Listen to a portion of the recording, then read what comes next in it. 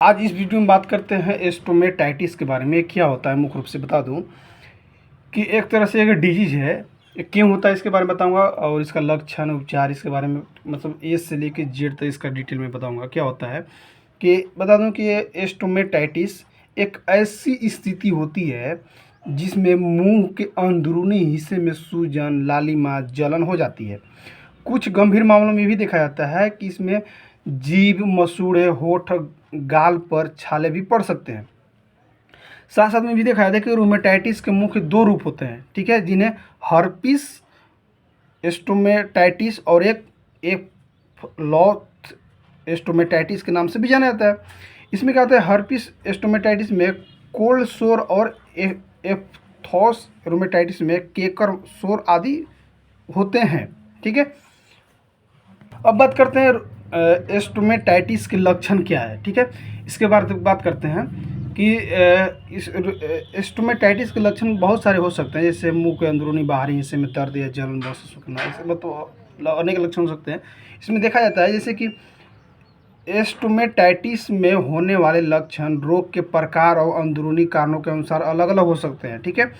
ठीक, इसके साथ ये भी देखा जाता है कि लक्षणों की गंभीरता भी इस बात पर निर्भर करता है कि उदाहरण के लिए से कुछ लोगों में एस्टोमेटाइटिस के लक्षण गंभीर नहीं होते हैं, बस एक परेशान कर देने वाली स्थितियाँ पैदा करती है। जैसे जब आपकी अन्य लोगों में इसके लक्षण गंभीर हो सकते हैं, जिनमें प्रभावित हिस्से में काफ़ी दर्द एवं जलन हो सकते हैं, जिनमें प्रभावित हिस्से में काफ़ी दर्द या जलन होती है और मरीज ठीक से खा या पी नहीं पाता है। इसके अलावा नीचे एस्टोमेटाइटिस से होने वाले कुछ मामलों या लक्षण के बारे में आपको पिछले वीडियो में मैं बताया था। ये भी बताया था आपको कि क्या होता है। मैं इसमें शॉर्ट वीडियो में भी आपको बताया था कि नीचे वाला वीडियो में आप देखिएगा तो उसके बारे में फिर भी आपको पता चलेगा, ठीक है। भी देखा जाता है जैसे कि लक्षण इसके इसमें लक्षण ये भी बताया गया था कि मुंह के अंदरूनी बाहरी हिस्से में दर्द या जलन होता है। मुंह के अंदरूनी हिस्से में छाले जैसे जीभ, मसूड़े या होठ के अंदरूनी हिस्सा में छाला पड़ना, ठीक है। ये हो सकता है छाले का रंग सफ़ेद या लाल या रंग लाल रंग का होना, ठीक है। कुछ भी खाते पीते समय दर्द या जलन होना, ये सब आपको मैं बताया था, ठीक है, लक्षण।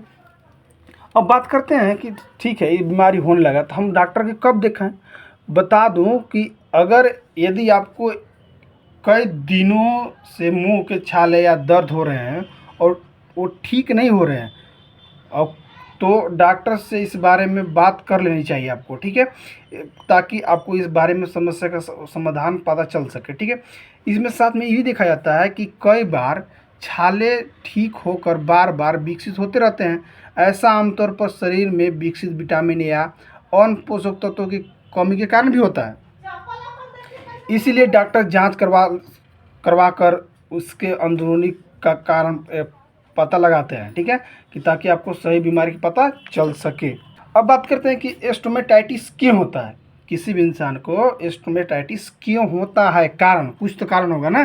बता दूं कि इसमें बहुत सारे कारण हो सकते हैं, जैसे कि एस्टोमेटाइटिस कई अंदरूनी कारणों से हो सकता है जो कई बार एक दूसरे की जगह ले रहे हो। जैसे उदाहरण के लिए यदि किसी एक कारण से एस्टोमेटाइटिस हुआ हो तो अगली बार हो सकता है कि किसी दूसरे कारण से यह समस्या या आमतौर पर चोट लगना या संक्रमण या एलर्जी और त्वचा संबंधी अन्य रोगों से भी बाधित हो सकता है आपको, ठीक है। इसे ये भी देखा जाता है कि रूमेटाइटिस के कारण अनेक प्रकार का हो सकता है, जैसे कि ठीक से फिट न हुए नकली दांतों से मुंह के अंदर होने वाले घाव, ठीक है। दूसरा का कैंसर के इलाज के लिए कीमोथेरेपी प्रक्रिया, वायरल इन्फेक्शन जैसे हर्पीस, ठीक है, या ईस्ट इन्फेक्शन जैसे ओरल थ्रस्ट, या मुंह सूखना या किसी रोग या पोषक तत्व की कमी के कारण भी हो सकता है, ठीक है। इसके साथ ये भी हो सकता है जैसे कि बैक्टीरिया संक्रमण या यौन संचारित संक्रमण या प्रतिरक्षा प्रणाली कमज़ोर होना या किसी हानिकारक केमिकल के संपर्क में आना या अधिक शारीरिक मानसिक या तनाव होना। ये भी हो सकता है कुछ स्वास्थ्य समस्या जैसे क्रोन रोग या लुप्स या बेसेट रोग आदि, ठीक है।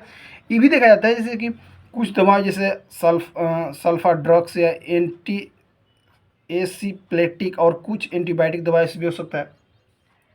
और भी देखा जाता है जैसे कि शरीर में पोषक तत्व की कमी के कारण या अधिक गर्म भोजन या पानी पीने से भी ये डिजीज हो सकता है।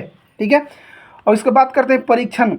एस्टोमेटाइटिस के परीक्षण कैसे किया जा सकता है, बता दूं कि इसमें परीक्षण के लिए आपको डॉक्टर की सलाह दे सकते हैं कि इस स्थिति का परीक्षण करने के लिए डॉक्टर आपको एस्टोमेटाइटिस के प्रकार और उनके अंदरूनी कारण का पता लगा पाते हैं। इस दौरान से उसके सबसे पहले मरीज की शारीरिक जांच की जाती है, जिससे डॉक्टर के मरीज के छालों को करीब से देखने के और फिर मरीज के उसके स्वास्थ्य संबंधी पिछली जानकारी ली जाती है। साथ ही इसे भी टेस्ट कराया जाता है कि स्टेप टेस्ट, यानी बैक्टीरिया या वायरल दोनों संक्रमण की जांच करने के लिए। ठीक है, ऐसे टिश्यू स्क्रीपिंग फंगल संक्रमण का पता लगाने के लिए सलाह दे सकते हैं।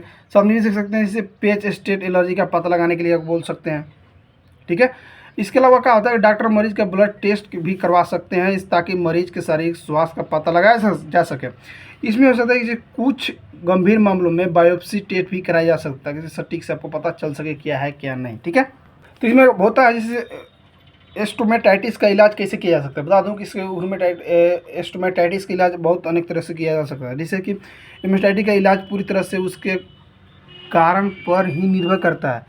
ठीक है, इसे बताया गया है कि एलर्जी, कि आपको एलर्जी से हुआ है या इन्फेक्शन से हुआ है या अन्य रोग से हुआ है। ठीक है, इससे क्या होता है, एलर्जी में क्या होता है कि यदि एलर्जी के कारण ही एस्टोमेटाइटिस हुआ हो तो डॉक्टर सबसे पहले एलर्जी के प्रकार का पता लगाते हैं कि एलर्जी के प्रकार के अनुसार उन्हें एंटी एलर्जी दवाई दी जाती है। ठीक है, अब इन्फेक्शन की वजह से हुआ है। इन्फेक्शन की वजह से क्या होता है, जैसे कि यदि किसी प्रकार के संक्रमण के अनुसार हुआ हो तो संक्रमण के प्रकार के अनुसार दवाई दी जाती है। उदाहरण के लिए इसे बैक्टीरिया संक्रमण के लिए एंटीबायोटिक दवाई या वायरल इन्फेक्शन के लिए एंटी वायरल और एंटी फंगल के लिए एंटी फंगल दवाई दी जाती है। अन्य रोग में क्या होता है, अन्य रोग में हो सकता है जैसे कि पोषक तत्वों की कमी। ठीक है, ये सब अन्य रोग में हो सकता है। जैसे ये भी देखा जाता है अन्य रोग में कि या किसी अन्य डिजीज के कारण हो रहा। इसमें देखा है कि यदि किसी अन्य रोग के कारण एस्टोमेटाइटिस के लक्षण हुआ हो तो सबसे पहले रोग का पता लगाया जाता है और फिर उसे ठीक करने के लिए इलाज शुरू कर दिया जाता है। ठीक है, हो सकता है पोषक तत्व की कमी से आपको एस्टोमेटाइटिस हो रहा हो। क्यों, इसमें देखा जाता है कि यदि शरीर में किसी पोषक तत्व की कमी के कारण एस्टोमेटाइटिस के लक्षण होने लगते हैं, जैसे ऐसे में सबसे पहले उस कारण का पता लगाया जाता है और फिर सप्लीमेंट और आहार परिवर्तन में उस कमी को पूरा किया जाता है। इसमें देखा जाता है जैसे कि कुछ मामलों में डॉक्टर टॉपिकल दवाइयों का इस्तेमाल भी करते हैं। ठीक है दोस्तों, अगर ये सब साइन सिम्टम देखने नज़र मिलता हो तो अपने नज़दीकी डॉक्टर से जरूर संपर्क कीजिएगा ताकि आपको बीमारी का पता लगाया जा सकता है। हो सकता है किसी भी प्रकार का कैंसर भी हो सकता है। ठीक है दोस्तों, थैंक यू, बाय, जय हिंद, जय भारत।